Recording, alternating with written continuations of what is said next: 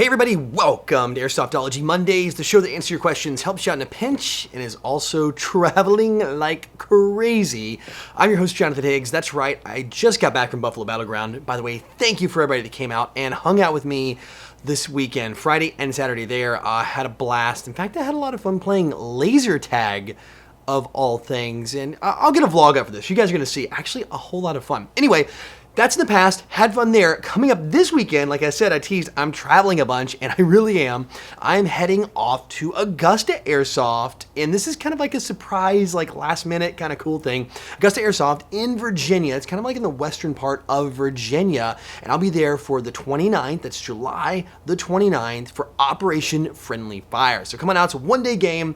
It's gonna be like, I think from like 9 or 10 in the morning till about 4 or 5 o'clock in the evening. There's gonna be like raffles, prizes, all kinds of good stuff. So if you are anywhere in that area, kind of like Eastern Tennessee, Western Virginia, anywhere in Virginia, Richmond, and you can just drive in, or the South Carolina area, or Atlanta, come on up, hang out. I would love to spend some time and play with you guys there, and I get to go see a new field that I've never played at before. So aside from that, what's going on there? Also, don't forget this week we are continuing the big contest here with the Instagram. So we're going to be talking about the Instagram winner. And this one comes from DeLong Wolf, busting out the original Corgi patch and totally geared out until you look a little closer and you realize I'm pretty sure he's wearing like pajama pants. I'm almost certain, or has a blank, I don't know. But definitely something's going on here. I don't know what it is. I just saw it, I was scrolling through, I was like, wait a minute, something's not right with this photo. So if you guys want to get your photo highlighted on the Mondays here at the beginning with the hashtag Airsoftology, all you gotta do is just that on Instagram. Put up a photo with one of my patches or anything like that Airsoftology related. Put it up there, throw the Airsoftology hashtag in it, and I will pick one from the previous week or back through the catalog that I searched through in the hashtags and find one that is pretty interesting and funny like this one, or just creative or full of action or something like that. Also, by the way, if you want to pick up a patch, don't forget I've got them in the stores. They are free shipping worldwide out there. Most patches are $9 or less. So that's everything in the stores, $9 or less for the patches, shipped anywhere worldwide. So it doesn't matter where you live, they're going to get to you, including the new Tactic Corgi and the new PVC logos. They just came in. I got brand new PVC logo patches. The wovens are gone, the PVCs are in, and these things are, actually they turn out really, really good. Don't forget, like I said, I got the Tactical Corgis and some other ones like the Happy Camper, a lot of ones over here over my shoulder. Anyway, enough of all that. Let's talk about what you're really here for, and that's your questions in the Tippmann mail call. Cameron Cruz writes, my question for you is, what is your opinion on YouTubers who fail to call their hits in order to provide exceptional footage?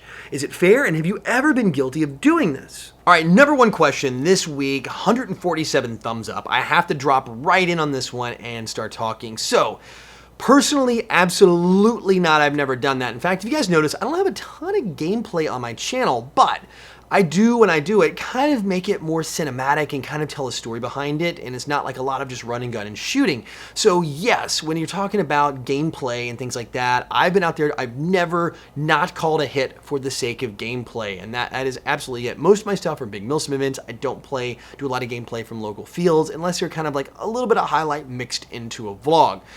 That said, looking at the other larger YouTubers out there, the people I know, I do not know of anyone, and I've played with a lot of people, I've never seen anyone I played with. So in the bucket of Jet and Novrich and any of those guys out there, Dayton from House Gamers, I've never witnessed anybody not call a hit for the sake of gameplay.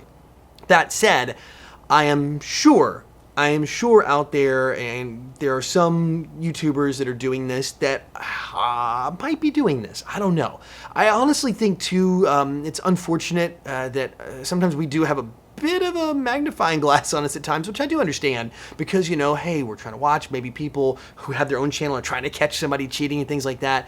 But as far as I know, everyone I've played with, I mean, everybody from Matt the Musketeer all the way down, I've never witnessed anyone not call their hits. Now, let me take a step back here. Have I maybe been shot in a game and didn't feel it, didn't know it, and, you know, because I was like running across sprinting and I just did not feel that BB hit? I am sure that has happened. I'm positive. Of course, you don't feel it, you don't know it, but you know, you've been on the shooting end. I've shot at people when they're running and it doesn't feel it because it's a real long shot, and you know, it's like maybe a light hit and you're running so fast, it hits like your backpack or your plate carrier and you don't even hear it or feel it. I am sure that has happened to me at some point. So there always could be that perception of a player that's on the other end going, oh my gosh, I just shot him and I know that was so-and-so from YouTube.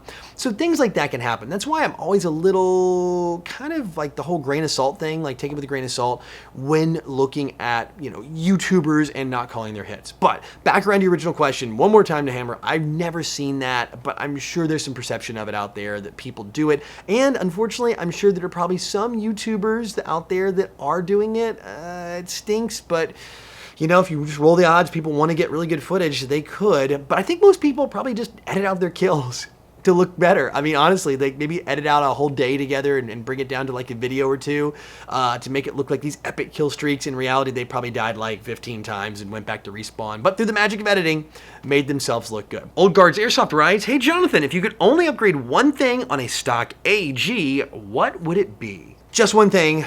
Depends on the AEG, but I'd say if you said, okay, I could only pick one thing for every single AEG on the planet, and that's the only thing I could upgrade, I would absolutely say the hop-up bucking. Bucking nub, something like that. I would go that route and improve that. That typically, for most AEGs, is the weak point in the gun. And you're going to get much better performance by making an adjustment there, changing it, cleaning it, doing something. Second place for me probably be a barrel, but hop-up bucking would be first. Also, I usually do the barrel at the same time since you've got them both out. Third, for ease of use, maybe a motor for better trigger response, like a really torquey motor. And then after that, you're looking at diving inside the mech box for some air seal components and things like that, or maybe an electronic trigger unit. But yeah, given one option, hands down the bucking, I just think you're gonna get the best bang for the buck. Yes, that is an intentional pun I made there with that, to try to actually upgrade your gun and get the largest amount of performance for the smallest amount of money by changing just one part. But on this, basically, you also wanna know too, what part would you swap? What part do you swap in a brand new gun to change the performance? What's the first thing you change? I want to know in the comment section below. Jared Flood writes, just got a gas blowback rifle. What are some tips and tricks on how to use the gun to its maximum potential other than just lube it? Clean it too. I'm kidding. Actually, that's very important. I'm not kidding on that. There are a lot of things you can do. I think depending on the gas blowback rifle you get. Now, there are a bunch of different brands out there from KWA to WE to VFC and a bunch of other ones in between, GHK. I could go on with gas blowback rifles. Most of the popular ones out there are going to have some sort of like variable velocity system. So I'd probably look into maybe an in-pass system on that. If you can get it, like RA Tech makes those, that allows you to adjust the feet per second up and down. I think that's one good thing. Also, depending on your power level, look into getting maybe some different gases like Neutral, like the green, the red, or the black gas, depending on what your field limits are and the time of the year. The colder it gets, the gas blowback rifle is going to perform less. It's going to have less oomph because of how cold weather affects the actual propellant of the gas we use in airsoft guns. So as it gets colder out, you want to go to like red gas or black gas or something like that to deal with the cold. As it gets hot in the summertime, or if you live in a climate, let's say like Florida in the United States, or you live in like East Asia, subtropical, or somewhere like that, you're probably okay most of the year running just standard green gas. Also, again, feet per second limits. Different power gas is going to affect feet per second. Another thing you can do if it's a little sluggish, you can always do some cleaning, some filing on the trigger system. There's actually the trigger package in there. There's a lot of how-tos on how to do that. Polishing is what it's called. And then you can also do some buffer mods, or actually some people do like speed buffers. They'll put, you can buy or you can do a little mod to actually add these in the buffer tube to make the cycling of the bolt go back and hit and come back a little quicker. So it actually kind of gives you a little faster response on trigger. So there's a lot of things you can do with a gas blowback rifle to kind of mod it and make it your own. But again, remember, there's a lot of how-tos out there and your mileage may vary, and some of these will either shorten the lifespan of the gun or some of the components inside of it, or definitely void your warranty. So again, do it all with kind of a little bit of temperance and just make sure you know what you're doing and you're comfortable with it. But all that in there, I say also too, I mentioned earlier, bucking. Bucking's always a good solution. I think one of the best solutions you can to get a little more accuracy at it, maybe a Type 4 barrel or something like that. So I hope that helps. If you guys are gas blowback owners, some things you can do to mod those guns. I know AEGs get everything and gas blowback rifles get a little less, but those are some good ways to kind of tweak your gas blowback rifle, get it working, and kind of give it an edge over a stock one. Alright guys, that's it for questions this week, which means it is time for the Code Red headsets video recommendation of the week, and this one comes from Ash7788, is a recommendation of Reventian, and I've already talked about Reventian's channel. It's been quite a while actually, and highlighted on the channel. definitely due up for another one. And he actually specifically is bringing up a how-to video that he recently put up on how to edit sniper footage. And it's kind of in reference to a question we had not too long ago here on the channel. So if you guys, I know it's super popular doing the scope cam stuff, doing multiple cameras, and with scope cams coming way down in price, you can get those very affordably. I think there are a lot of options out there, or options for players to get into doing that YouTube thing, kind of the novice house gamers kind of gameplay style, jet, all that.